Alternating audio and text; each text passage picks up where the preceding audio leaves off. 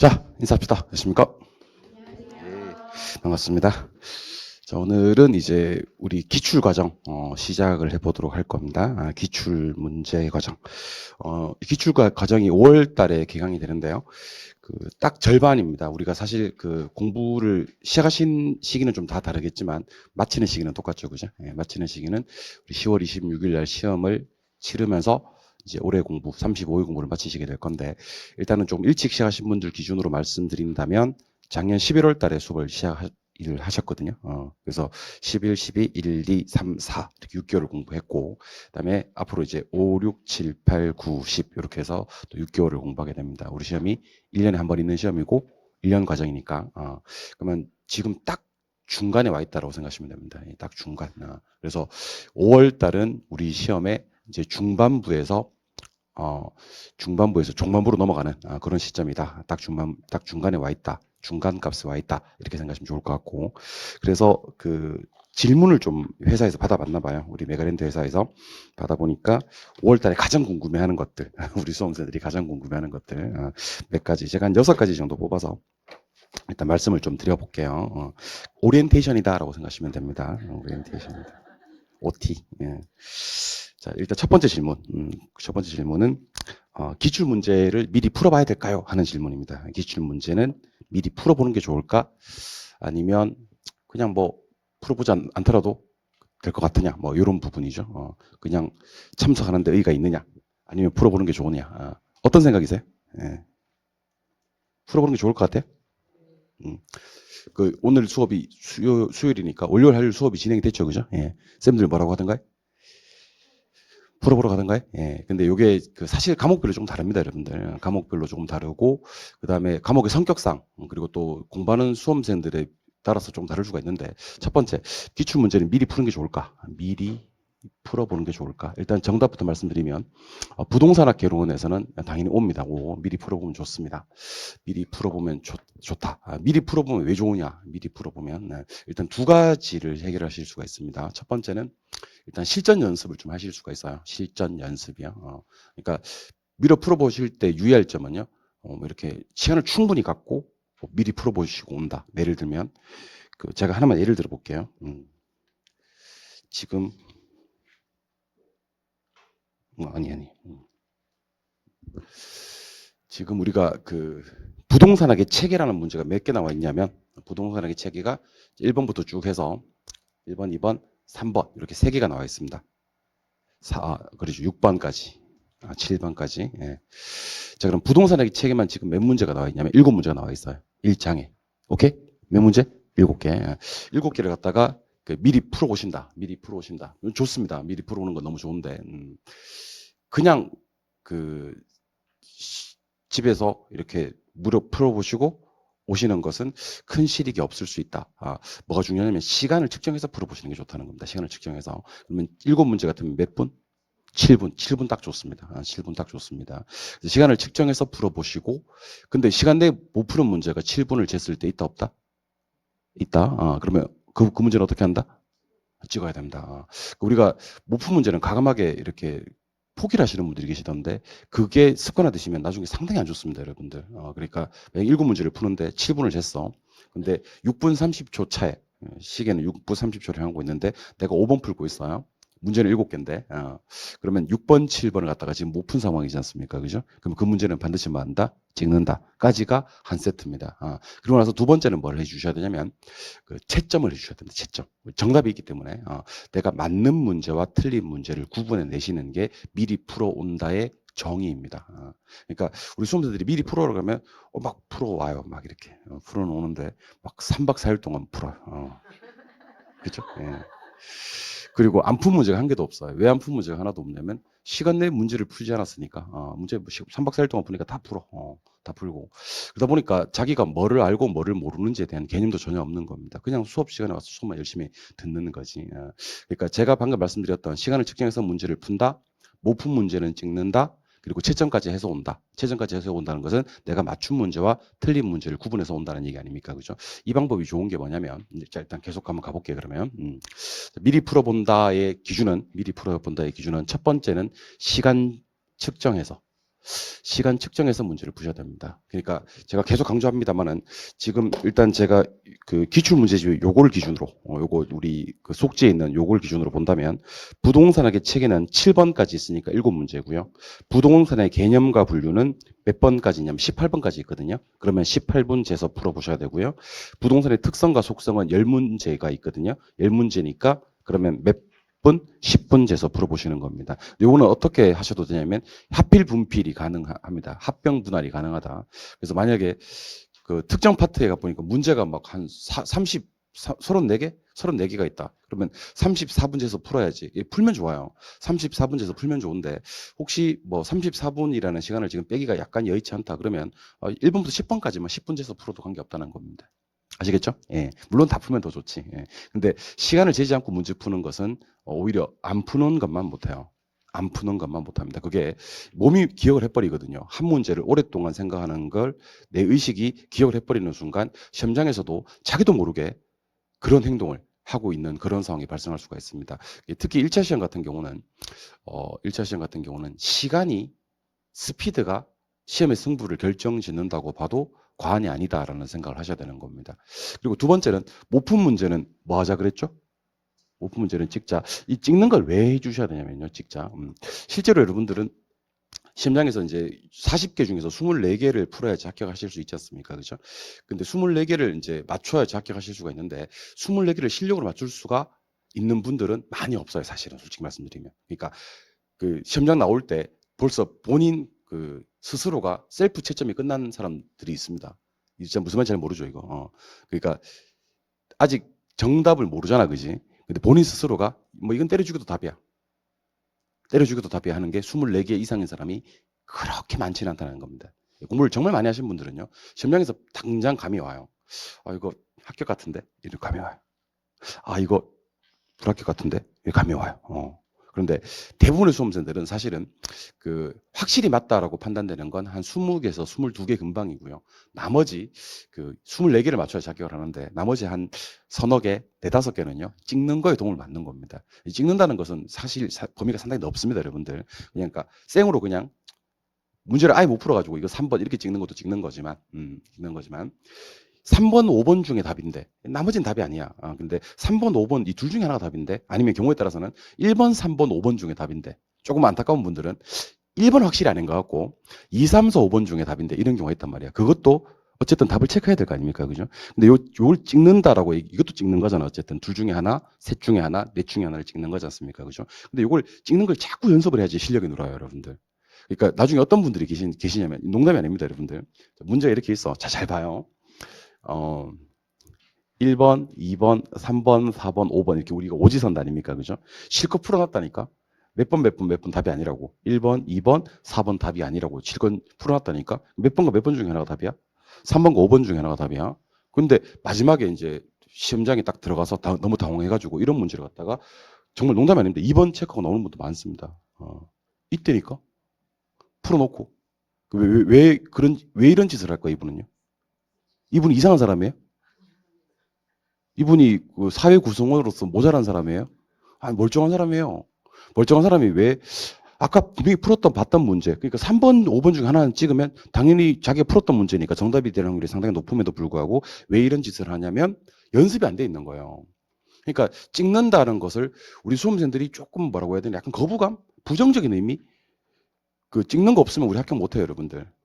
아시겠죠? 찍는 것도 우리 정규 과정에 넣으시기 바랍니다. 제도권 안으로 찍는 걸 받아들여 주시기 바랍니다. 아시겠어요? 매일매일 찍는 연습을 하시기 바랍니다. 매일매일 찍는 연습을 하시고 2개 중에 하나 찍는 연습, 3개 중에 하나 찍는 연습, 4개 중에 하나 찍는 연습, 모품 문제는 생으로 찍는 연습, 찍는 연습을 계속 규칙적으로 반복적으로 업으로 하시기 바랍니다. 아시겠어요? 찍는 거 이거 연습 상당히 많이 하셔야 되고 특히 그 공인중개사 같은 국가 자격 시험은요.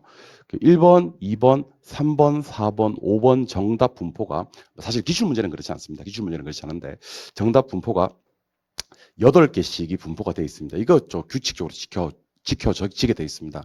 실제로 저희도 모의고사를 갖다가 우리 과목 교수님들이 출제를 하지 않습니까? 그죠? 출제할 때 회사에서 1번부터 5번까지 정답 분포를 갖다가 고르게 해주세요라는 가이드라인이 내려옵니다. 그래서 만약에 너무 바빠가지고 이렇게 정답 분포를 갖다가 2번 정답을 12개 만들었잖아. 그지? 회사에서 교수님 요 문제는 2번 정답이 너무 많아서 이거 2번 정답인 걸 갖다가 4번으로 옮겨도 될까요? 라고 회사에서 연락이 옵니다. 실제로. 그러니까 출제위원들도 당연히 요 패턴을 유지한단 말이지. 그래서 나중에 모의고사 같은 거 칠 때도 문제를 다 풀었어. 다 풀었는데 2번 정답이 다 풀고 이제 지금 결국에 못 푼 문제가 10문제 남아있단 말이지. 근데 2번 정답이 2개밖에 없는 거야. 2번 정답이 2개밖에 없고 내가 지금 못 푼 문제는 몇 개? 10개. 근데 2번 정답이 해보니까 2개밖에 없어. 그럼 나머지 몇 번으로 밀면 2번으로 찍으면 정답이 될 확률 푼 거보다 훨씬 나을 수 있다. 10개 저거. 농담 아닙니다. 이거 여러분들 찍는 걸 갖다가 너무 무시하거나 등한시하는 분들이 계십니다. 심지어 찍는 걸 천대시하고 멸시까지 하시는 그런 분들이 계시더라고. 찍는 거 여러분들 없으면 합격 못한다. 찍는 거 정규 과정에 넣고 제도권 안으로 받아들여서 찍는 것을 계속 규칙적으로 업으로 반복적으로 연습해 주셔야 됩니다. 아시겠죠? 네. 세 번째는 채점인데요. 채점. 어디 갔어? 내가 오늘 왜 이래? 정신이 왔다 갔다 하네. 세 번째는 채점인데요. 이게 세 번째는 채점. 채점. 채점이라는 건 이제 시간 측정해서 문제를 다 풀고 못 푼 문제는 어쨌든 찍었고 그다음에 이제 못 푼 문제는 그냥 과감하게 포기해야 되는 거야. 어쩔 수 없는 거야. 내가 못 푼 문제는 과감하게 그게 습관을 되시는 게 좋아요. 내가 이런 식으로 문제를 푸니까 2문제 못 푸는구나. 이런 식으로 문제를 푸니까 4문제나 못 푸는구나. 이걸 갖다가 스스로 느끼셔야 됩니다. 내가 문제 이게 지금 알고 모르고의 문제가 아니라 내가 문제 푸는 속도에 문제가 있구나. 그런 생각을 갖다가 계속적으로 느끼시는 게 좋습니다. 그래서 그러면 만약에 미리 풀어올 때 문제가 만약에 20개인데 나는 시간을 못 맞춰가지고 15개밖에 못 풀었는데 5문제는 풀지 말고 오라는 얘기냐? 예, 그렇습니다. 5문제는 풀지 말고 오세요. 그리고 5문제 못 푼 거에 대해서 반성하는 시간을 가지시자는 얘기지. 아시겠어요? 근데 그게 자꾸 그게 반복이 되면요. 여러분들이 문제 풀 때 어떤 느낌이 드냐면 이러면 또 내 문제 못 푸는데 하고 중간에 다음 중 가장 틀린 것을 찾아라 했는데 2번이 틀린 것 같아? 그럼 어떻게 해요? 2번 체크하고 넘어가게 돼 있다니까. 시간 맞추는 연습을 내가 아무리 얘기해도 여러분들 그 본인한테 당장 이렇게 당면 가지로 안 떨어지면요. 이게 그 피부로 못 느낍니다, 여러분들. 그러니까 못 푸는 문제가 자꾸 생기고 찍는 문제가 자꾸 생기고 이렇게 문제 푸는 패턴이 안 맞다라는 걸 스스로 느낄 때 여러분들은 시간 절약하는 문제풀이 방법을 스스로 고안해내게 됩니다. 제가 가장 좋은 방법 하나만 오늘은 추천해드리면요. 실제로 아까 말씀드렸듯이 1번부터 5번까지 정답이 8개가 고르다 그랬지 않습니까? 그죠? 그러면 우리 1차 시험은 부동산학개론과 민법을 같이 치니까 부동산학개론 1번 정답이 몇 개? 8개? 2번 정답도 8개. 민법도 1번 정답 8개, 2번 정답 8개. 그러면 16개씩은 1, 2번이 정답일 수 있다. 합치면 몇 개? 32개. 3번까지 확대해 볼까요? 3번까지는요. 38에 24. 24개. 부동산학개론 24개, 민법 24개가 1번, 2번, 3번에서 정답이 결정이 된다. 합치면 몇 개? 24개, 24개. 48개. 그러면 총 80문제 중에서 한 50문제 가까이가 1번, 2번, 3번에서 정답이 결정이 된다. 좋아요? 그러면 결국 한 50문제 정도는요. 몇 번을 보지 않더라도 4번, 5번을 보지 않더라도 답이 나와야 된다. 그러면 50문제 정도에서 4번, 5번을 답을 보지 않았다. 지문을 읽지 않았다. 1번, 2번, 3번 보고 답을 체크해버렸다. 그러면 여러분들은 반드시 합격하는 시험이 됩니다. 이거는 제가 장담합니다.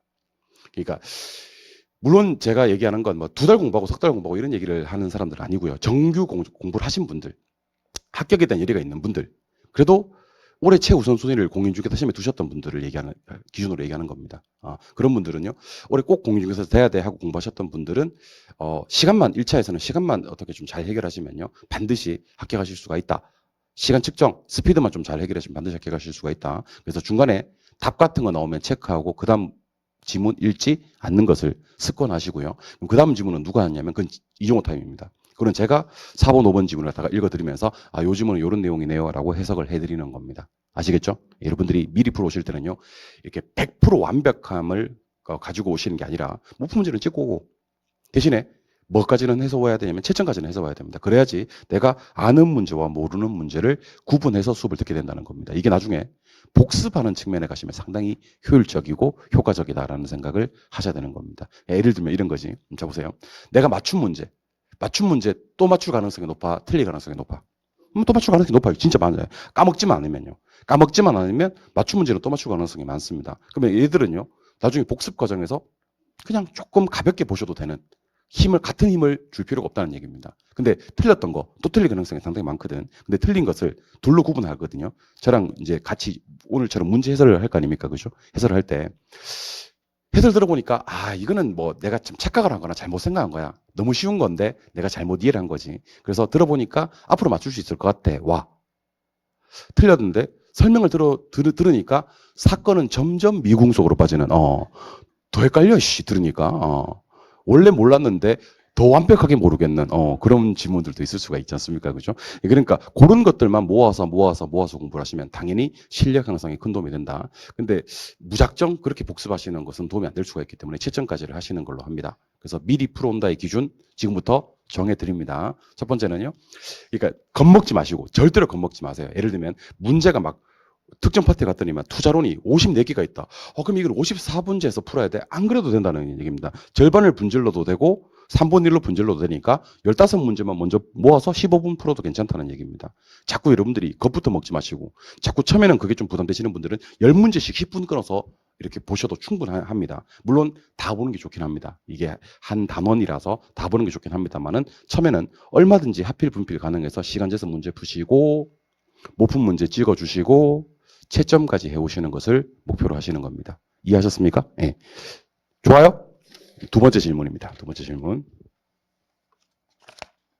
내가 다 적어왔어요. 궁금해하시는 분들이 많으신 것 같아서. 두 번째는 예습 5월달부터는 예습 위주의 공부가 좋습니까? 복습 위주의 공부가 좋습니까? 이렇게 얘기를 하시는 분들이 계시더라고요. 그러니까 제 생각에는 이제 5월달에 말하는 예습은 이런 것 같아요. 예습이란 건 이제 그 문제를 미리 풀어오는데 거치지 않고 만약에 내가 다음 그 예습을 뭘로 할 거냐면 부동산 경제론 파트, 수요 공급 파트를 문제를 풀어야 돼. 그러면 요약집을 좀 어느 정도 공부를 좀 하고 문제를 풀어야 되느냐? 아니면 미리 풀어올 때 그냥 지금 실력으로 문제를 풀어오는 게 좋으냐?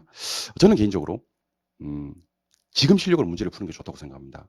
지금 실력으로. 그러니까 예를 들면 요약집을 미리 그 경제론을 예습을 하고 문제를 풀지 않습니까? 그죠? 그럼 잘 풀리긴 하거든요. 약간 기분도 좋고요.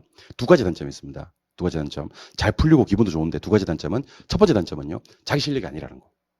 금방 보고 봤기 때문에 자기의 지금 현 상태 실력을 측정할 수가 없다는 거. 두 번째 단점 뭔지 압니까? 지속적이지 않다는 거. 그렇게 몇 번 하고 나면요. 너무 힘들거든, 그 과정이. 한번 생각해 보세요. 오늘 이제 다음 주 수업이 경제론 수업인데 오늘 이제 경제론 이론 공부하고 시간 재서 문제까지 풀고 그 작업을 갖다가 매일 다른 과목을 6과목을 돌릴 수 있느냐. 저는 한 두세 주 하다가 지친다고 봐요. 그래서 내 팔자에 무슨 예습이야. 수업이나 듣자 하고 아예 작심삼일처럼 포기하는 경우가 많다. 그래서 제 생각에는 그냥 지금 실력으로 문제 푸셔도 괜찮습니다. 그리고 여러분들 사실 뭐 틀리는 거에 너무 겁내지 마세요. 아니 점수 안 나는 거 너무 겁내지 말라고. 우리 시험 내신이 없습니다. 내신이 없어요. 우리 시험은요 중간 기말이 반영되지 않습니다. 우리 시험은 10월 26일 딱 한 번, 10월 26일 날 시험 한 판으로 결판이 나는 시험입니다. 그러니까 중간에 이 사람이 어떤 과정을 거쳤는지를 묻지 않는다는 겁니다. 중간에 이 사람이 어떤 뭐 형편없는 점수를 맞았는지 필요 없다는 얘기입니다. 아무리 점수 잘 나오다가도 시험장에서 망하면 그냥 끝나는 거고요. 아무리 점수 안 나오다가도 10월 26일 한번 잘 나오면 그걸로 대박 나는 게 사실은 우리 시험의 아주 중요한 특징이거든요. 그러니까 됐고 다 집어치우고 저는 철저하게 복습 위주로 공부를 하셨으면 좋겠습니다. 복습 위주로. 그러니까 그냥 시간만 재서 문제 10문제면 10분 재서 문제 푸시고 모프 문제 찍고 채점까지 해오는 거 그것만 한번 해보지 뭐. 그거 하는 건 많이 어려운 건 아니니까. 그래서 그러다가 너무 많이 틀리면 어떡하지? 괜찮아요. 많이 틀리는 건 괜찮습니다. 복습으로 커버됩니다. 아시겠죠? 그래서 예습해야 될까요? 복습해야 될까요? 하시는 부분에서는 복습 위주로 공부를 하셔야 될 것 같습니다. 세 번째는 그럼 복습을 한다면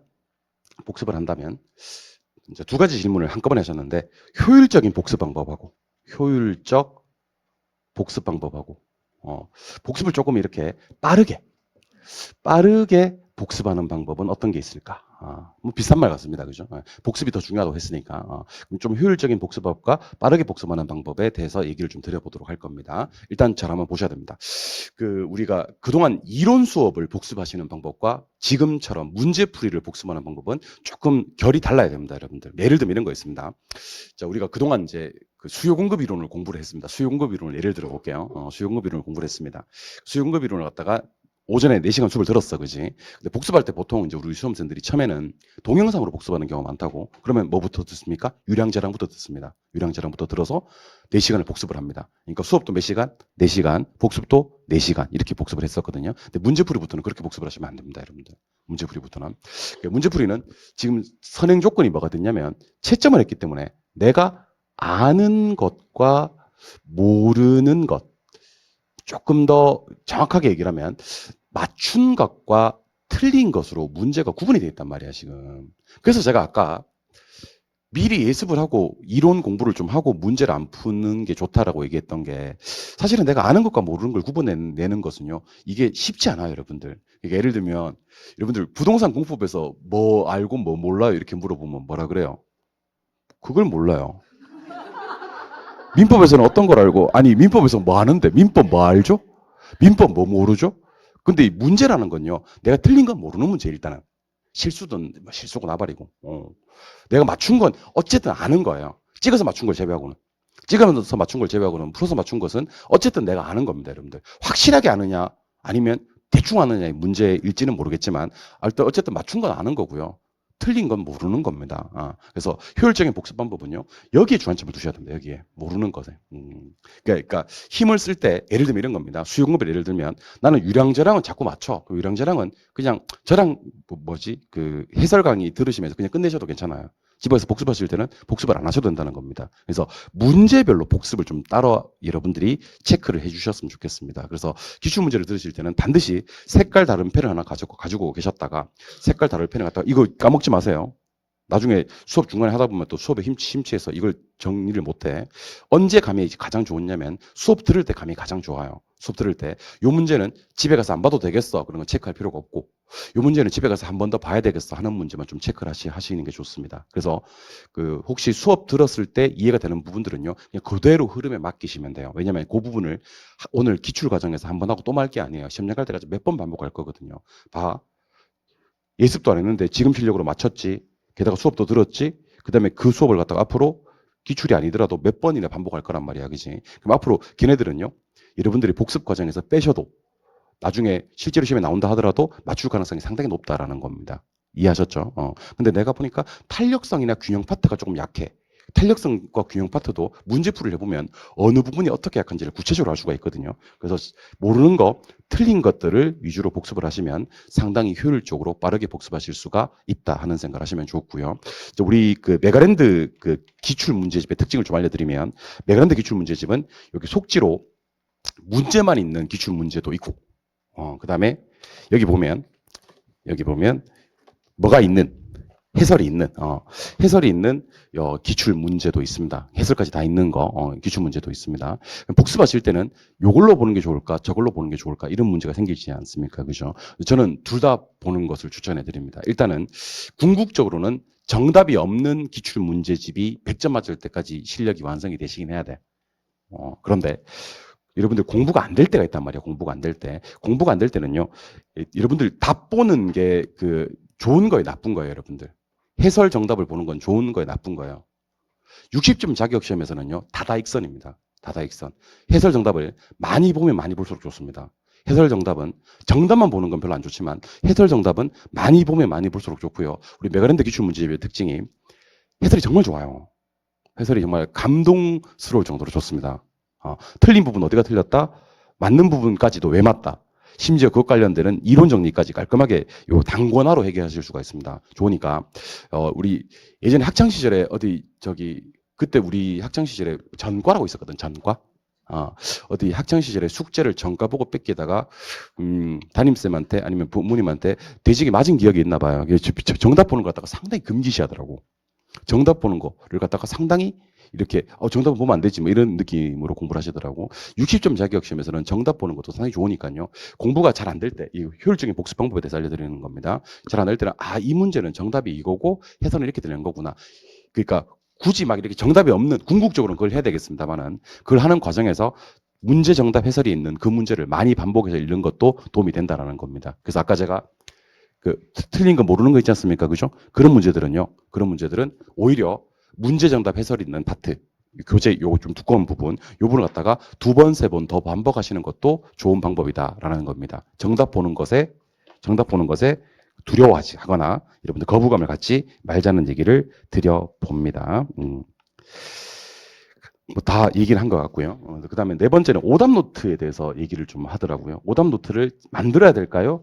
만들지 않아도 좋을까요? 이렇게 얘기를 하시던데, 이 오답 노트는 저는 개인적으로 제 개인적인 얘기를 여러분들이 말씀을 드리면요, 제 개인적으로 오답 노트는요 이렇게 좀 시대착오적입니다. 예전에 그 1990년대, 2000년대까지만 하더라도 오답 노트는 뭐 괜찮았어요. 오답 노트가 있으면 좋아요, 나쁘진 않았었어요. 근데 2010년대 이후로 넘어오면서 우리에게는 뭐가 생겼냐면 스마트폰이 생겨버렸습니다. 스마트폰이 생겨버렸고, 만약에 책 보다가 이거는 한번 외우고 싶은데 그러면 휴대폰으로 찍어도 되는 그런 상황이지 않습니까? 그죠? 그러니까 이제 궁금한 부분을 갖다가 언제든지 우리가 휴대폰으로 해결할 수 있는 그런 시점에서는 오답 노트를 따로 작성하는 것은 들인 노력이나 시간에 비해서는 아웃풋 효과는 그렇게 크지 않지 않나 하는 생각이 듭니다. 그래서 저는 부동산 학회로는 오답 노트, 다른 과목은 모르겠고 부동산 학회로는 오답 노트를 만들지 않는 것으로 하시기 바랍니다. 아시겠죠? 차라리 그 해설 있는 거, 정답 해설 있는 거 두 번, 세 번 더 읽는 게 훨씬 더 효과적이니까 오답 노트라는 단어 자체를 쓰지 마세요. 시대착오적인 발상입니다. 이 좋은 세상에 뭔 노트를 만들고 있어. 그렇잖아요. 참 좋은 세상에 살면서 뭔 오답 노트를 만들고 있어. 아시겠죠? 하지 맙시다. 다섯 번째가 이게 또 질문이 들어왔나 봐요.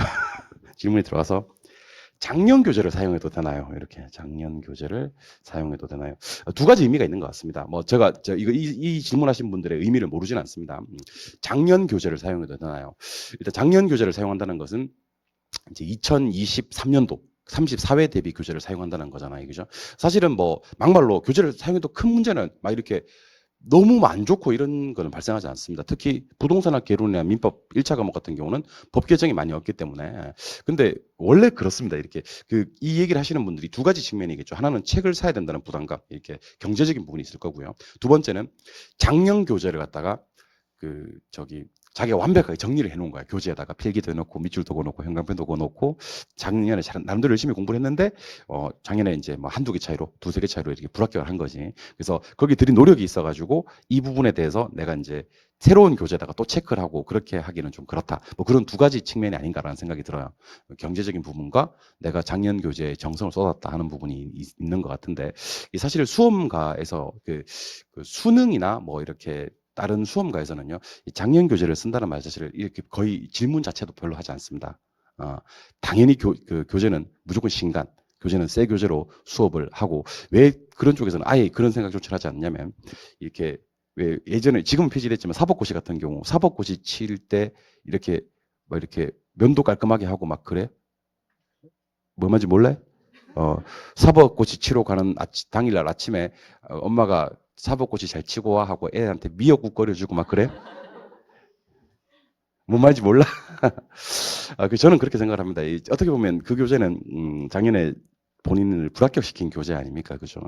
저는 뭐 이렇게 미신을 믿거나 그런 사람은 아닌데 기운은 좀 좋은 기운이었으면 좋겠다. 굳이 작년에 내가 불합격한 교재를 가지고 공부할 필요가 있겠나? 뭐 그런 생각이 좀 들더라고요. 교재는 세수는 세푸대에 담는 게 좋을 것 같다. 그리고 올해 공부는 올해 교재로 하는 것을 원칙으로 했으면 좋겠다라는 생각이 듭니다. 그러니까 혹시 많이 불편하지 않거나 그리고 작년 기출문제 확보가 좀 가능하고 그런 분들은 하셔도 관계는 없습니다. 관계는 없는데 저는 개인적으로 신간으로 2024년판 35회 대비로 열심히 준비해 주시는 게 좋을 것 같다는 생각이 듭니다.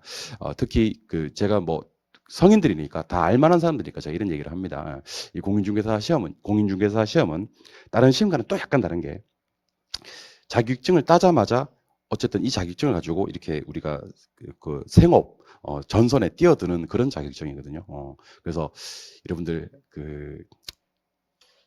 최대한 빨리 따서요. 우리 중개업하시면서 돈 많이 버는 게 더 좋지 않겠나 하는 생각이 들어요. 그리고 또 중개업하시면 아시겠지만 이제 중개 보수가 뭐 10,000원 들어오고 80,000원 들어오고 이러지 않지 않습니까? 그죠? 예, 그러니까 여러분들이 물론 열심히 공부해서 열심히 노력은 해야 되겠지만 빨리 자격증 따서 돈 열심히 버는 게 낫지. 뭐 이렇게 한 푼, 두 푼 아끼고 책값 아끼고 이렇게 해서 큰 부자 되지는 못한다 하는 생각도 공부하시는 가운데서는요. 그렇게 생각하시면 좋을 것 같고 그리고 앞으로 장차 큰일 하실 분이니까 조금 더 오히려 공부하는 과정에서는 조금 더 나한테는요. 원래 소비할 수 있는 부분에서는 좀 더 레벨을 좀 높이는 것도 괜찮습니다. 그래서 야채 김밥 드시지 마시고 참치 김밥 드시고 그리고 라면도 그냥 라면 드시지 마시고 짬뽕 라면 같은 거 좀 비싼 거 있잖아, 그지? 그런 거. 그리고 충무김밥 이런 거 비싸잖아, 그지? 그런 거. 약간 뭐 예를 들면 햄버거도 이렇게 롯데리아 이런 거보다는 뭐 이렇게 좀 좋은 거 있잖아, 그지? 버거킹 이런 거, 그런 거 좀 좋은 걸로. 아니면 롯데리아에서도 한우 특불버거 뭐 이런 거, 공부하는 본인에게 조금 더 좀 이렇게 약간의 레벨을 좀 높여서 좀 이렇게 보상을 좀 해주셨으면 좋겠다. 그러니까 본인 자존감을 좀 높이셨으면 좋겠습니다. 너 곧 자격증 따서 큰일 할 사람인데, 고생 많아 하고 공부하는 자신에게 보상을 좀 많이 해주시기를 한번 바래 봅니다. 그래서 제가 총정리를 한번 해드릴게요.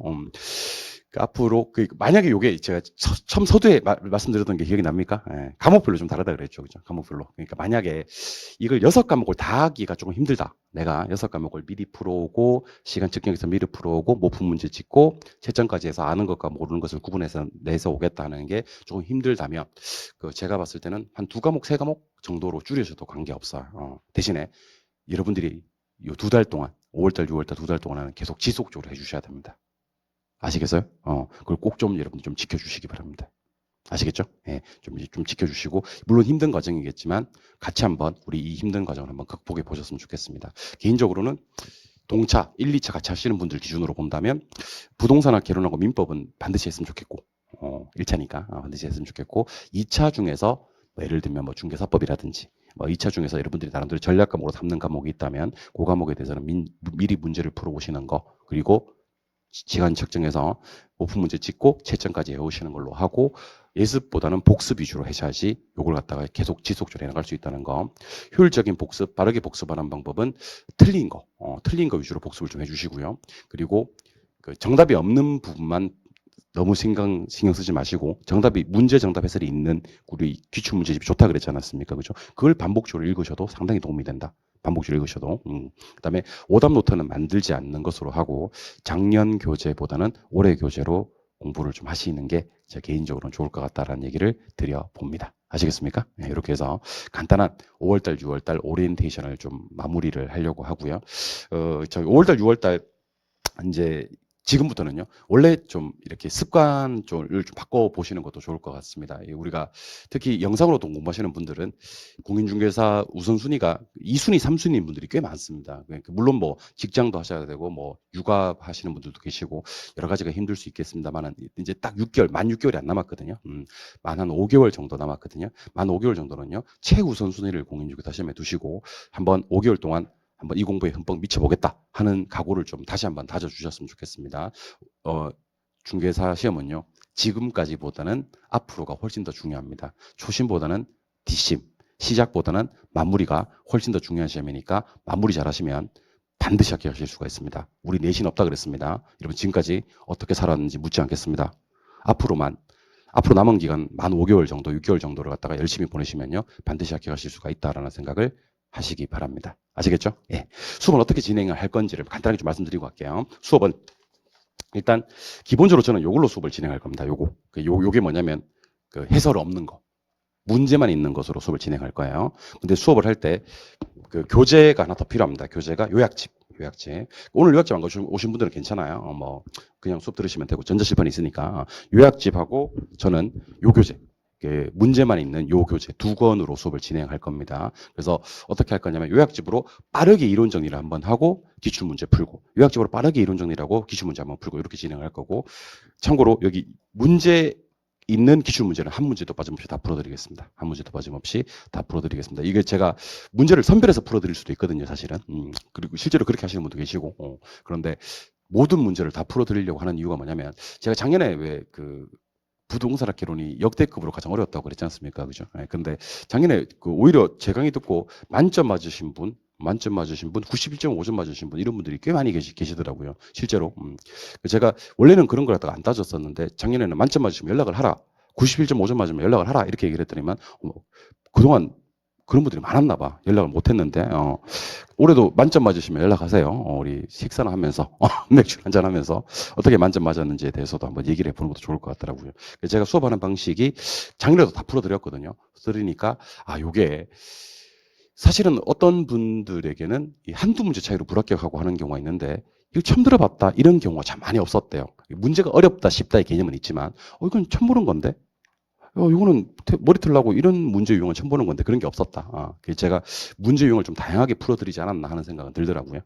그러니까 문제풀이 깔끔하게 열심히 한번 해드릴 테니까, 그리고 문제풀이 들으시면 이 왜 기출 문제풀이를 들어야 되는구나라는 것도 알게 되실 겁니다. 아시겠죠? 예, 그러니까 그 어떤 지문 자체에 그치는 게 아니라 이 지문 관련되는 거의 대부분의 내용들도 여러분들이 습득하실 수가 있다는 것을 알게 되실 겁니다. 자, 그러면 1번 문제부터 풀기 전에 요약집을 좀 볼 건데, 요약집 없는 분들은 그냥 칠판만 보고 계셔도 됩니다. 우리 교재 요약집 왔다 갔다 할 건데 그래도 따라오셔야 됩니다. 요약집 8쪽부터 들어가도록 하겠습니다. 요약집 8쪽입니다.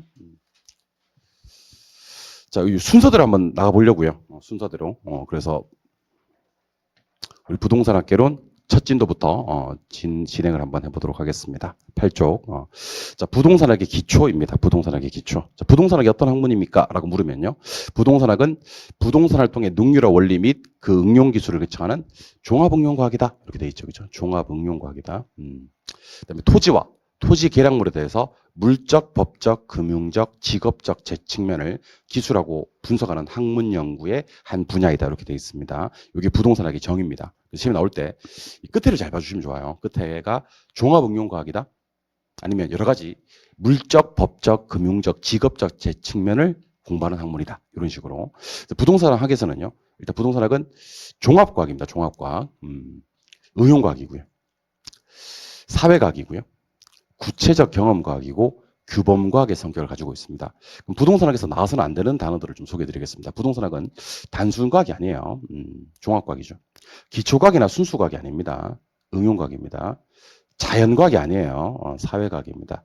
뜬구름 잡는 추상적인 학문이 되어서는 안 됩니다. 구체적인 경험과학이고요. 그리고 규범과학의 성격도 가지고 있습니다. 결론적으로 자, 갑니다. 부동산학은 단순이에요, 종합이에요? 그러면 종합. 순수 기초입니까? 응용입니까? 그러면 응용. 자연 사회 중에서 그러면 사회. 추상 구체 경험 중에서는 구체 경험. 그리고 규범과학의 성격을 가지고 있다 하는 것을 기억해 주셔야 됩니다. 두 번째. 부동산학의 접근 방법, 가로 3번입니다. 부동산학의 접근 방법은 두 가지 접근 방법만 공부하시면 됩니다. 종합식 접근이라는 것과 의사결정 접근이라는 게 있습니다. 종합식 접근이라는 것은 부동산학을 접근할 때 법경기로 접근하는 겁니다. 법경기, 복합개념. 법률적, 경제적, 기술적 복합개념으로 접근하는 것이 종합식 접근이고, 이게 우리나라 부동산학을 단기간에 정착시키는데 크게 기여한 접근입니다. 크게 기여. 이번에는 의사결정 접근입니다. 의사결정 접근은 인간은 합리적인 존재로 보는 겁니다. 자기 이윤을 극대화하는 존재다. 그래서 인간의 자유로운 의사결정에 맡겨놔도 괜찮겠다 하는 접근이 의사결정 접근입니다. 중요한 건 아닌데 그냥 갑시다. 법경기의 복합개념, 우리나라 부동산학을 단기에 정착시키는데 크게 기여한 접근은 무슨 식? 종합식. 인간은 합리적인 존재, 자기 이윤의 극대화, 이런 말이 나왔다면 무슨 접근? 의사결정. 한번 들어봤던 경험 있으면 돼요. 자, 부동산학의 지도 이념을 보도록 하겠습니다. 자, 부동산학의 지도 이념은 효율성과 형평성만 보시면 되는데, 이용 잘하자 하는 게 효율성이고요. 분배 잘하자 하는 게 형평성입니다. 효율성은 무슨 측면이냐면 민간에서 조금 강조되는 측면이 있습니다. 어디에서? 민간. 민간에서는 효율성을 좀 더 강조하는 측면이 있고, 공공에서는 상대적으로 형평성을 조금 더 강조하는 측면이 있습니다. 그래서 제가 물으면 효율성과 형평성으로 한번 대답해 봐요. 분배 잘합시다. 공공부문입니다. 그럼 무슨 성? 형평성. 이용 잘합시다. 민간 부문입니다. 그러면 효율성. 혹시 만약에 민간에서 형평성이 좀 더 강조된다. 그 다음에 이용을 잘하자는 것은 형평성이다. 그렇게 나온다면 OX. X. 이용, 민간은 효율성, 분배, 공공은 형평성. 그렇게 보시면 돼요. 됐어요. 예. 이번에는 부동산학의 연구 대상과 연구 분야인데 연구 대상만 보세요. 부동산학의 연구 대상은 부동산에서 야기되는 부동산 뭐랑 현상과 인간이 부동산을 대상으로 전개하는 부동산 뭐가 있다? 활동이 있다. 그래서 요거 눈도장만 좀 찍어주세요. 부동산학의 연구 대상은 몇 개 있는데? 2개 있는데 부동산에서 야기되는 부동산 현상과 인간이 부동산을 대상으로 전개하는 부동산 활동. 거꾸로 부동산 현상과 부동산 활동은 부동산학의 연구 뭐다? 대상이다. 부동산학의 연구 대상은 몇 개 있는데? 2개 있는데 하나는 현상, 하나는 활동. 이렇게만 오케이 됐어요. 이번에는 부동산학의 일반 원칙입니다. 자, 부동산학의 일반 원칙은 능한 경공 하시면 돼요. 능한 경공. 능률성, 안전성, 경제성, 공정성. 근데 뭐니 해도 가장 중요한 게 뭐냐면 능률성이에요. 능률성. 소유할 때 소유를 능률적으로 하기 위해서는요. 최유효 이용이 지켜져야 되고 거래가 능률적으로 되기 위해서는 거래 질서가 확립이 돼 있어야 됩니다. 자, 그럼 만약에 소유할 때 최유효 이용이 지켜져야 되고 거래할 때 거래 질서가 확립이 돼야 되는 이유는 부동산학의 일반 원칙 능안 경공 중에서 뭐 때문입니까? 라고 묻는다면 뭐 때문이다? 능률성 때문이다. 안전성 때문이 아니다라는 것만 아시면 됩니다. 근데 좀 중요한 단어가 나와서 이거 좀 정리를 하고 갈게요. 이제 문제 풀다가 이렇게 최유효 이용이란 말이 뜹니다. 최유효 이용. 자, 최유효 이용은 최고 최선의 이용을 얘기하는 겁니다. 무슨 이용이요? 최고 최선의 이용. 부동산을 이용할 때 더 하이스트 앤 베스트로 유지해보자 하는 것이 바로 최유효 이용입니다. 첫 번째, 최유효 이용은 토지의 특성, 무슨 성 때문에 최유효용을 해야 됩니까? 그러면 딱 2가지입니다. 하나는 부증성, 또 하나는 용도의 다양성. 자, 부증성 때문에 토지는 희소하고 부족하단 말이야. 그러니까 이 토지를 가장 이 토지에 적합한 최유효 이용을 해야 된다는 거고, 2번째, 토지 용도는 다양하기 때문에 그 다양한 용도 중에서 가장 적합한 용도 한 놈을 뽑아주자는 게 최유효 이용이거든. 용도의 다양성 때문이기도 합니다. 그럼 최유효 이용은 토지의 특성에서 찾는다면 무슨 성과 무슨 성? 부증성과 용도의 다양성. 2번째, 우리 저 뒤에 가시면 지역 분석이라는 것과 개별 분석이라는 걸 공부하게 되거든요. 그런데 지역 분석은 사실 표준 지역 이용을 따지는 거지 최유효 이용을 따지는 게 아니고요. 지역 분석은 가격을 구할 수는 없고요. 가격 수준만 구하는 겁니다. 그럼 질문 들어봐야 되겠다. 지역 분석은 여러분들 선행한다고 배웠어요? 후행한다고 배웠어요? 선행. 지역 분석은 표준적 이용이다, 최유효 이용이다. 표준적 이용. 지역 분석은 가격 수준이다, 가격이다. 가격 수준. 그러면 무슨 분석에서? 개별 분석은 일단 선행할까, 후행할까? 후행. 얘는 최유효 이용, 표준적 이용. 최유효 이용. 얘는 구체적 가격 구하는 거예요. 가격 수준만 구하는 거예요. 구체적 가격. 그럼 만약에 최유효 이용은 무슨 분석에서 따지는 거예요? 라고 묻는다면 무슨 분석? 개별 분석. 세 번째는 우리나라 감정평가에 관한 규칙을 감칙이라 그래요. 뭐라고 한다고요? 감칙. 감칙 2조가 뭔지 아세요? 혹시 감칙 2조? 감칙 2조는 정의예요, 정의. 항상 2조가 정의야. 그 다음에 감칙 5조가 뭔지 아세요? 시장 가치. 감칙 6조. 현황. 감칙 7조. 개별. 됐습니다. 8조 절차, 9조 기본적 상의 확정 가다가 11조가 감정평가 방식, 12조가 시산가액의 조정 이런 식이거든요. 그러면 최유효 이용은 감칙 몇 조에 있느냐? 몇 조 있을까요? 없어요. 감칙이 없어요. 그래서 이 얘기를 왜 하는데 시험에 나온 적이 있어요. 다음 중 감정평가 규칙, 감칙에 직접 규정이 없는 내용 한 개만 찾아봐라. 최유효 이용은 감정평가할 때 전제가 되거든요. 하지만 실제로 감정평가 규칙에서 규정하고 있는 내용은 아니다. 감칙에는 없는 내용이다까지를 기억해 주시면 좋을 것 같습니다. 어쨌든 소유할 때 최유효 이용이 지켜져야 되고 거래할 때 거래 질서가 확립이 돼야 되는 이유는 뭐 하기 위해서다? 라고 묻는다면 뭐 하기 위해서다? 뭐 하기 위해서다? 능률적으로 하기 위해서다. 기억하시면 좋겠습니다. 밑에 것들은 가볍게 읽어볼게요. 자, 부동산학에서는 이론이 중요합니까? 실무가 중요합니까? 그러면 둘 다 중요해요. 근데 이론에서는 무슨 성? 과학성. 실무할 때는 무슨 성? 기술성. 이거는 암기할 때 이렇게 암기하시면 됩니다. 자, 따라해보세요. 이과, 실기. 이과에서는 실기를 더 많이 본다. 문과보다는 이과에서 실기를 좀 더 많이 본다. 이렇게 기억을 하시면 좋을 것 같아요. 이론에서는 무슨 성? 과학성. 실무에서는 기술성. 이과, 실기, 이과, 실기. 예를 들면 이론할 때 기술성 그러면 틀리는 거야. 이기 그러면 안 되는 거고요. 아시겠죠? 이과, 실기. 좋아요? 예. 두 번째, 전문성은 됐고, 윤리성도 됐고, 대인 대물 활동. 자, 부동산 활동은 대인 활동인가요? 대물 활동인가요? 그러면 둘 다입니다. 그러니까 이 시험에 이렇게 나온 적이 있습니다. 부동산 활동은 뭐 대인 활동은 아니고 대물 활동이다. 뭐 대물 활동은 아니고 대인 활동이다. 그러면 안 되지. 대인 활동인 동시에 대물 활동이다. 이렇게 해야 되겠지. 오케이? 그다음에 이거는 좀 알아야 되지. 임장 활동. 자, 부동산은 움직여 안 움직여? 안 움직이죠. 그럼 사람이 그 장소에 임해야 됩니까? 왜 그래요? 적어도 부동성은 나와야 됩니다, 여러분들. 부동성. 부증성은 별도 안 나. 임장활동은 부증성이야, 부동성이야. 부동성 기억하셔야 되고. 공간은 3차원 공간을 한번 얘기해 봅시다. 무슨 공간이 있어요? 수평, 위에, 공중, 그리고 지하. 혹시 물어봐야 되겠다. 수평 공간을 이용할 수 있는 권리를 무슨 권이라고 할까요? 지자로 시작합니다. 지표권이라고 그래요. 그러면 지하 공간을 이용할 수 있는 권리를 뭐라고 할까요? 지로 시작합니다. 틀리기 어렵다. 지하권이라고 합니다. 오케이? 그런데 조심하셔야 됩니다. 다 지로 시작하는데 공중 공간을 이용할 수 있는 권리는 무슨 권? 공중권이라고 합니다. 여기서는 지로 시작하지 않습니다. 왜 지로 시작하지 않는지 아세요? 이걸 지상권이라고 해버리게 되면 민법의 지상권과 용어 충돌이 일어나 버립니다. 그래서 부동산 학에서 양보합니다. 민법에 뭐가 있으니까? 지상권이 있으니까 요 위쪽을 이용할 수 있는 소유권은 그냥 공중권이라고 해버리는 겁니다. 아시겠죠? 그래서 지표, 지하. 원래는 지표, 지하, 지상 하는 게 맞는데 부동산학 개론 시간에는 지표, 지하, 무슨 권? 공중권 이렇게 얘기해 주시기 바랍니다. 아시겠죠? 안 그래도 민법 지상권 때문에 우리가 양보했는데 자꾸 하여튼 네 개의 지상권 들려봐 진짜. 무슨 권? 공중권, 지표권, 지하권, 공중권 이렇게 한번 얘기해 주시면 좋을 것 같습니다. 아시겠죠? 그리고 지금 제가 설명드린 이 부분들은요. 시험에 잘 안 나옵니다. 솔직히 말씀드리면. 그래서 가볍게만 보시면 되고 너무 무겁게 안 보셔도 됩니다. 하지만 요거는 좀 보셔야 될 것 같습니다. 교재를 조금 페이지를 다르게 해서 16쪽으로 한번 가볼게요. 16쪽. 교재 16쪽. 요약집 16쪽 찾으셨어요? 가시니까 제목 한번 확인해 보죠. 표준산업 분류에 따른 부동산업. 여러분들 이거 한번 읽어보세요. 부동산업. 부동산업을 갖다 여러분들 분류할 수 있어야 됩니다. 우리나라 표준산업 분류에 따라서 부동산업을 분류할 수 있어야 되고 앞으로 여러분들 부동산 중개업 하실 거 아닙니까? 그죠? 중개업은 부동산업이 아니다. 맞아. 맞는데 그 중개업은 부동산 중개업이라고 하지 않고 이렇게 얘기를 합니다. 자, 따라해보세요. 중개 대리업. 중개 및 대리업에 들어갑니다. 중개 및 대리업. 그러면 우리가 앞으로 하는 중개 및 대리업은요. 무슨 업종? 부동산 업종. 무슨 업에 속하고? 관련 서비스업에 속하고 관련 서비스업 중 무슨 업에 속한다? 중개, 자문, 감정평가에 속한다는 것도 알고 계셔야 되는 겁니다. 무슨 말 이해하셨습니까? 우리 친구들은 누가 있냐면요.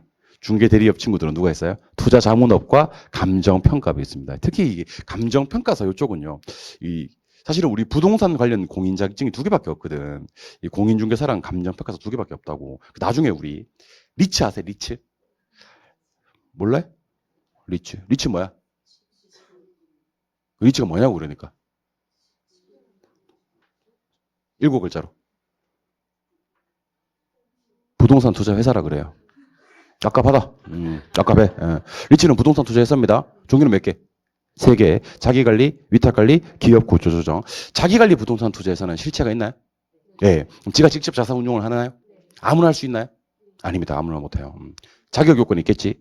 공인중개사 대 해당 분야에 5년 이상 종사하면. 감정평가사 대 해당 분야에 5년 이상 종사하면. 부동산 관련 석사 이상 소지자 대 관련 분야에 좋네. 3년 이상 종사한 사람. 그러니까 공인중개사, 감정평가사 이 2가지 라이센스는 항상 같이 다니더라고. 그래서 지금부터 요거 여러분 암기합시다. 암기하셔야 돼요. 아시겠어요? 자, 제가 보라돌이만 읽으시면 돼요. 대신에 보라돌이만. 부동산업은 무슨 업과 무슨 제가 밑이라고 표현되는 단어들은 다 생략할게요. 3번 나오는 것 같은데 밑은 다 생략하도록 할 거니까 보라돌이만 읽으세요. 자, 부동산업은 일단 2개. 무슨 업과 무슨 업이 있습니까? 임대공급업과 관련 서비스업이 있습니다. 한 번 더. 부동산업은 무슨 업과 무슨 업이 있다? 임대공급업과 관련 서비스. 이거 외웠어요? 쓰라 그러면 쓸 수 있어? 주관식으로? 아니라고? 이것도 못 쓴다고? 부동산업은 무슨 업과? 임대공급업과 관련 서비스업이 있습니다. 오케이? 임대공급업에 몇 개 있습니까? 그러면 다 따라하세요. 개공. 개공을 한꺼번에. 민개공 아니에요. 임개공. 뭔 개공? 임개공. 임이 뭐야? 임대. 개공은 뭐지? 개발공급업. 개발공급업. 오케이? 그다음에 관련 서비스에 뭐가 있는지 아세요? 자, 따라보세요. 관, 중자감. 여러분들 우리나라 최초의 국립대학 고려 때 만들어졌습니다. 국자감. 국자감 누가 만들었다고? 국가에서 만들었다고. 국가를 뭐라 그래? 한 글자로. 관이라 그래. 관. 뭔지 모른다. 국가를 관이라 그래. 여러분들 정보로 안 가봤어요? 정보로 가면 이렇게 이 사람이 그 공무원 될 사람이라고 하면 관운이 있네 막 그런다니까. 응? 국가를 뭐라고 한다고요? 관. 민관 합동법인 그러면 민과 관이 함께하는 사업을 갖다가 민관이라고 합니다. 관은 국가야. 국가에서 만든 국립대학이 국자감 아니고 중자감. 관에서 만든 뭐 중자감. 관 중자감 하시면 됩니다. 뭐요? 관 중자감. 국자감 아니죠. 중자감 맞습니다. 관 중자감. 이거 외워보자. 보지 말고. 하여튼 보지 말라니까. 부동산업은 무슨 업과 무슨 업이 있어요? 임대공급업과 관련 서비스업이 있습니다. 임대공급업에는 뭐가 있어요? 임, 개공. 관련 서비스업에는 관, 중자감. 임이 뭐지? 임대. 개공이 뭐지? 개발, 공급. 관이 뭐지? 관리. 관련이라고? 관리. 예. 중자감은 뭐지? 중개, 자문, 감정평가. 이제는 11개. 임대가 3개 있습니다. 3개. 자, 일단 저 보세요. 주거용이란 말이 저기 떠요? 비주거용이란 말이 떠요? 기타란 말이 떠요? 그럼 주거용이 어떤 건지 알려드릴게요. 아파트 같은 게 주거용이야. 아파트 주거 맞나? 사무실, 사무용은 비주거용 맞나? 그리고 기타는요. 자, 잘 들으셔야 됩니다. 시설이 떠, 시설. 뭐 뜬다고? 시설. 그러니까 제가 물어봐야 되겠다. 아파트는 뭐? 주거. 사무용은 비주거. 시설은요? 기타. 시설이 기타야. 그러면 임대는 몇 개 있어? 그러면 3개. 뭐요? 주거, 비주거, 기타. 오케이. 개발 공급업도 몇 개? 3개. 주거, 비주거, 기타. 관리, 주거, 비주거. 뭐 없다. 기타 관리는 부동산업이 아니다. 아니다. 시설 관리는, 사업시설 관리는 부동산업이 아니다. 아니다. 자, 그럼 대답하세요. 사업시설이 기타라 그랬지? 사업시설이 기타라 그랬지? 이거 임대하는 거 부동산업 맞아? 안 맞아? 맞아. 맞다니까? 사업시설을 개발 공급하는 거 부동산업 맞아? 안 맞아? 맞다니까? 근데 사업시설을 관리하는 건 부동산업이 아니라니까. 걔는 무슨 관리라서? 기타 관리라서. 기타 관리 없어. 오케이? 그리고 4글자 3번입니다. 몇 글자? 4글자 중요합니다. 자, 따라하세요. 중개대리. 중개대리 4글자 맞나? 투자자문. 투자업이야? 투자자문업이야? 투자업이야? 투자금융업이야? 투자자문업이야? 그리고 또 4글자 뭐야? 감정평가. 4글자 3번이 나와야 됩니다. 우리는 궁극적으로 몇 개? 11개를 해야 됩니다. 자, 갑니다. 보지 말고. 보면 안 돼. 보면 안 돼. 부동산업. 보지 마. 안 되겠어. 안 돼. 이러면 안 돼. 부동산업은 무슨 업과 무슨 업이 있습니까? 이건 어쩔 수가 없다니까. 임대공급업과 관련 서비스업이 있다. 오케이? 서비스업이 있다. 임대공급업은 또다시 뭐가 있어요? 임개공이 있습니다. 맞아? 관련 서비스업은 어디서 만든? 관에서 만든 중자감이라는 국립대학이 있습니다. 관중자감. 임대 몇 개? 3개. 주거, 비주거, 기타. 우리 3개 했네, 그지? 개발공급업은 주거, 비주거, 기타. 우리 6개 했네, 그지? 관리는요. 주거, 비주거. 뭐는 없지? 기타. 그럼 우리 지금까지 몇 개 했지? 8개 했잖아, 그지? 그러면 총 11개라 그랬잖아. 그럼 4글자 3번이 남았어. 자, 한번 해보자, 시작. 중개대리, 투자자문, 감정평가. 요렇게 주관식으로 쓸 수 있었으면 좋겠습니다. 아시겠습니까? 한번 외우자. 자, 부동산업 2개. 임대공급업과 관련 서비스업. 임대공급업은 임개공. 관련 서비스업은 관중자감. 임. 주거, 비주거, 개공. 주거, 비주거. 관리. 기타 하면 절대 나는 거예요, 이게 이제. 4글자 3번. 중개대리, 투자자문, 감정평가. 요거 외우세요.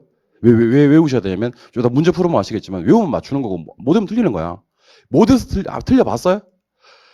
엄청 속상합니다. 못해서 틀리는 거 엄청 속상하다니까, 단답형 틀리면. 근데, 틀리는 가운데, 그게 어느 정도 기억이 나는지 아세요? 절반 정도 기억이 나요. 딱 절반 정도가. 그래서 완벽하게 기억이 안 나는 거지.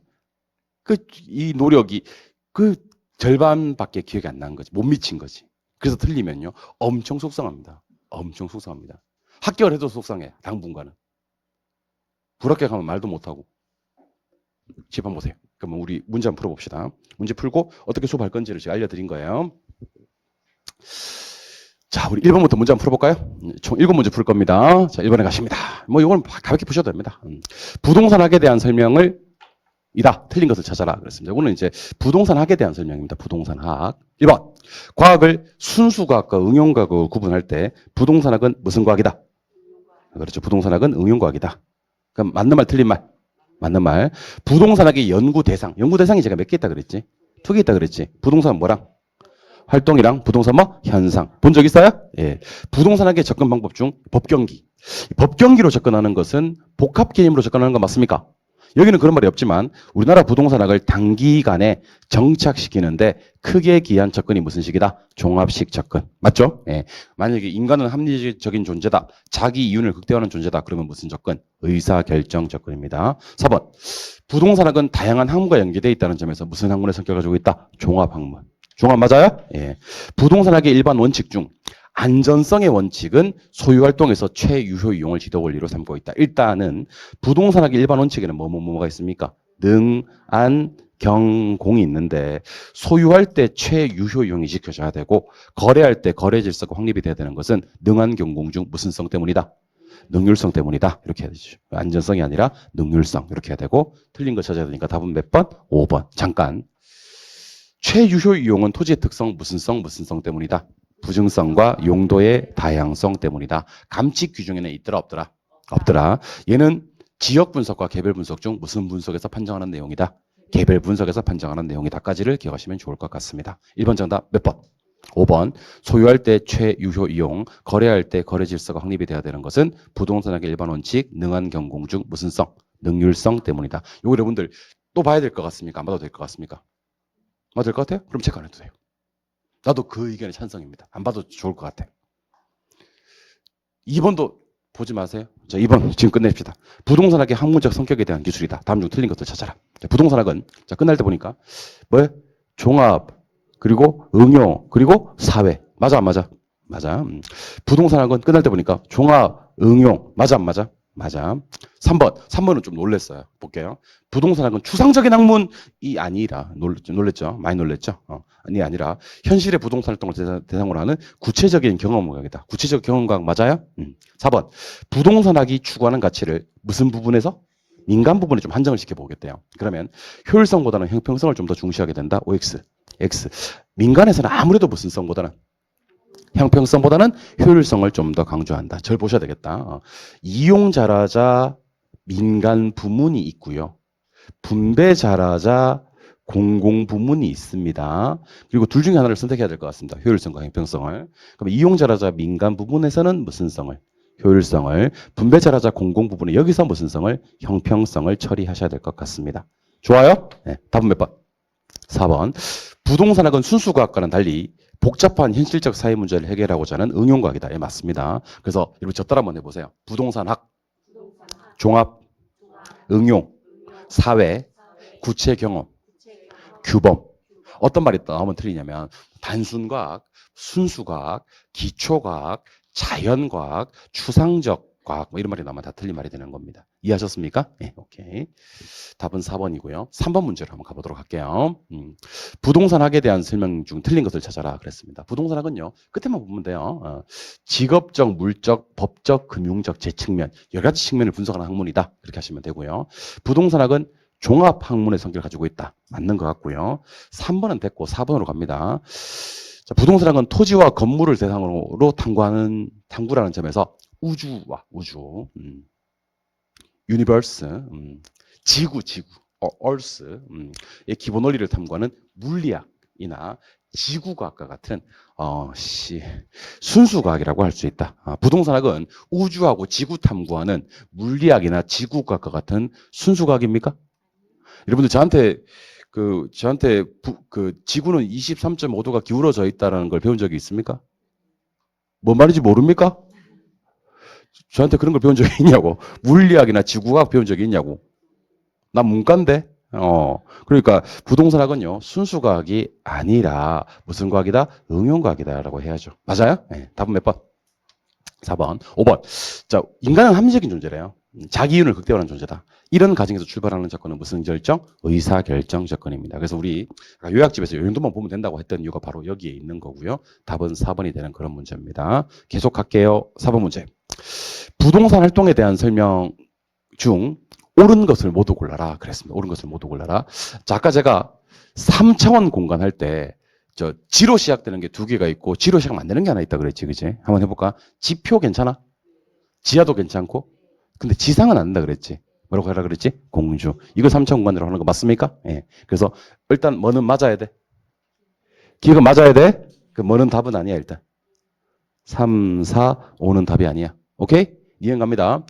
사회성, 공공성이 있는 재산을 다루기 때문에 부동산은 거래 당사자는 윤리적으로 행동할 필요가 없고 업자에게만 높은 윤리성이 요구가 된다. 이런 공중윤리라는 것도 있기 때문에 일반 거래 당사자들도 윤리적으로 행동할 필요가 있다라고 해야 되겠죠. 그럼 니은은 틀리니까 답은 몇 번? 2번이 됩니다. 디귿 맞는지 확인할게요. 디귿.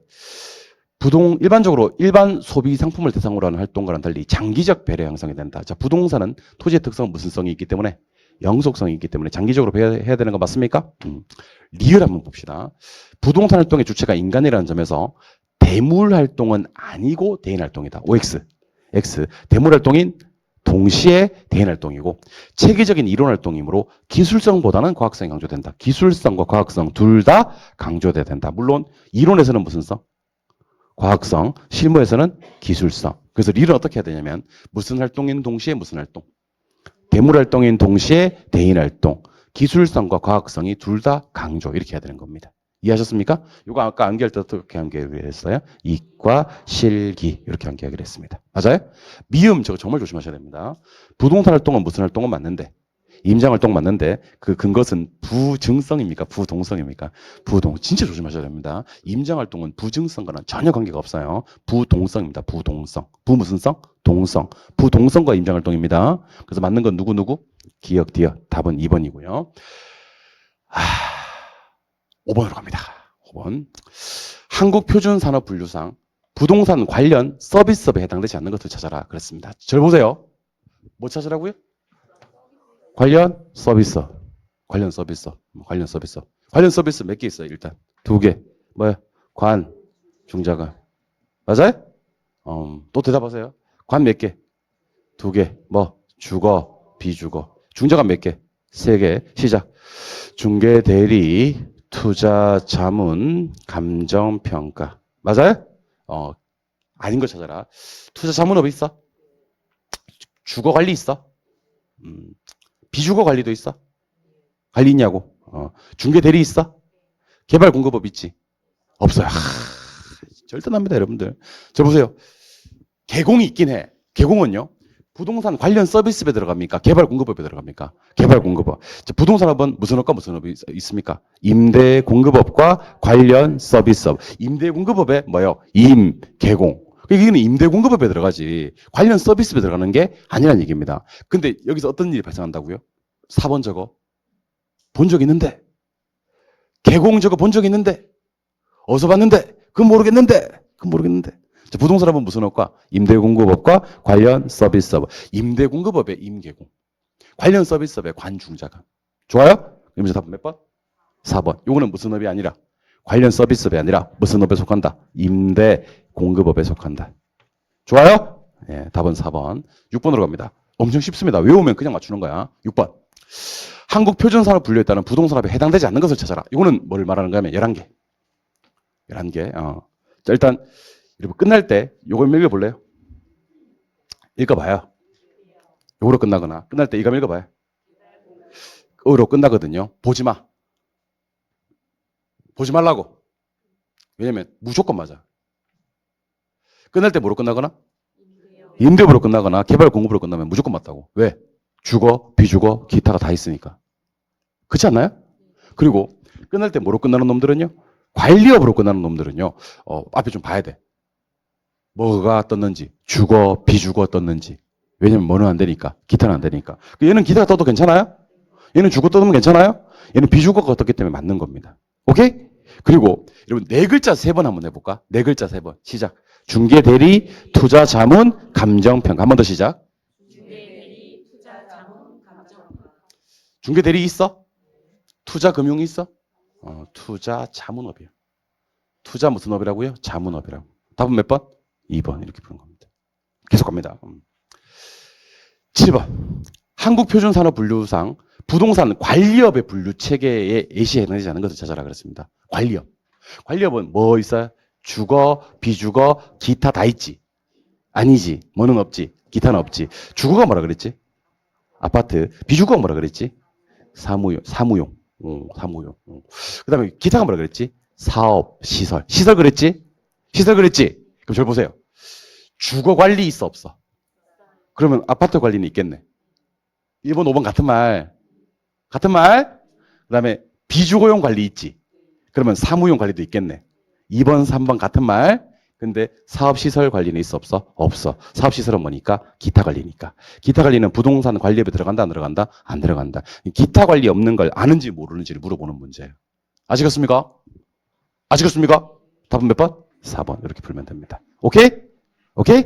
여기까지가 기출문제 제1장에 관한 내용이었습니다. 그래서 1장은 오리엔테이션 간단하게 한번 진행을 해봤고요. 앞으로 기출문제 풀이 과정이 어떻게 진행될 건지에 대한 말씀을 드려봤습니다. 좀 쉬었다가 이제 본격적으로 제2장 부동산의 개념과 분류부터 들어가는 시간 갖도록 하겠습니다. 쉬겠습니다.